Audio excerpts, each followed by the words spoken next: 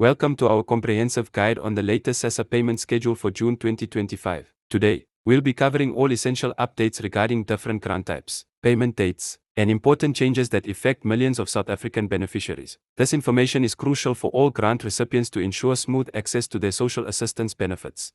If you are new here, please subscribe to our channel for more important updates like this. We regularly provide detailed information about SASSA grants, payment schedules, and policy changes to help you stay informed about your social assistance benefits. Let's begin with the Older Persons Grant Payment Schedule for June 2025. SASSA has announced that payments will commence on June 3, 2025, for beneficiaries whose last digits of their ID numbers fall between 00 and 34. Those with ID numbers ending in 35 to 69 will receive their payments on June 4, while beneficiaries with final digits from 70 to 99 will be paid on June 5. The current monthly amount for the Older Persons Grant stands at R2,090 for beneficiaries aged 60 to 74, and R2,110 for those aged 75 and above. Recent studies indicate that approximately 68% of these funds are typically spent on household essentials, with food accounting for the largest portion at 42%.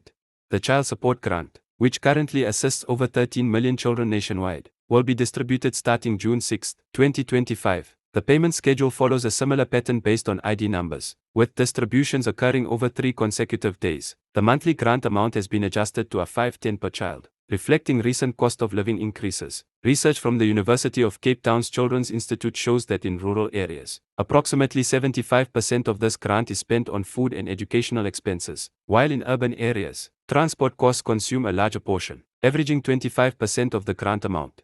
For disability grant recipients, payments will begin on June 9, 2025. The current monthly amount remains at R2,090, with additional provisions for those requiring full-time care. Recent surveys indicate that medical expenses account for approximately 35% of disability grant expenditure, followed by food, 30%, transport, 20%, and utilities, 15%. The payment schedule follows the same ID number-based system, with distributions occurring over 3 days to prevent overcrowding at payment points.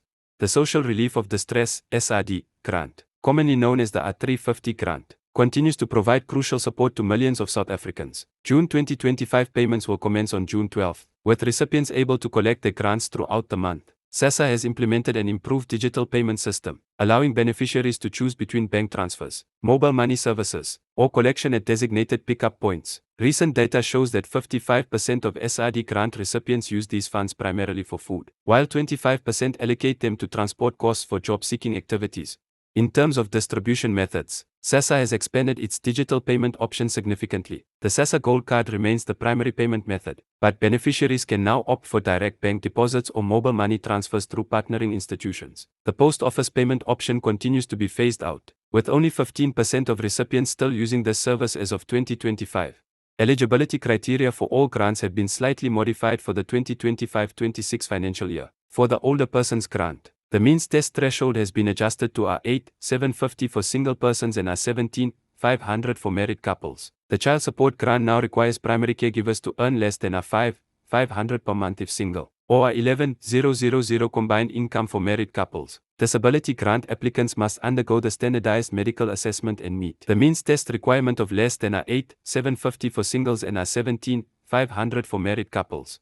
Provincial analysis shows varying patterns in grant utilization. In Gauteng, transport costs consume a larger portion of grant money due to higher commuting expenses, while in rural provinces like Limpopo and Eastern Cape, food expenses dominate grant spending. KwaZulu-Natal beneficiaries report allocating more funds to educational expenses, particularly in urban areas.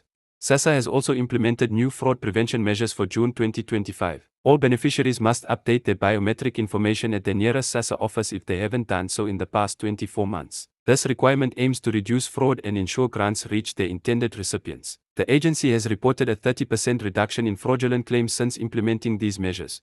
Community impact studies reveal interesting trends in how grants affect local economies. In small towns and rural areas, SASSA payment days significantly boost local business activity, with small traders reporting sales increases of up to 200%. Urban areas show more distributed spending patterns throughout the month, with many recipients using digital payment options for regular purchases. The June 2025 schedule also introduces new provisions for temporary disability grant recipients. Those whose grants are due for review will receive SMS notifications 2 months before their review date. Medical assessment booking systems have been streamlined, with online booking options now available in most urban centers. For care dependency grant recipients, payments will align with the disability grant schedule. Starting June 9, 2025, the current amount of R2,090 remains unchanged, but beneficiaries can now access additional support services through SASSA's expanded care network. Recent studies show that families receiving this grant spend approximately 45% on medical care and specialized equipment, 30% on food, and 25% on educational support. SASSA has also enhanced its communication channels for June 2025. Recipients can now track their payment status through the improved SASSA app, WhatsApp service, or website. The agency has established a dedicated helpline for payment-related queries, operating extended hours during payment weeks.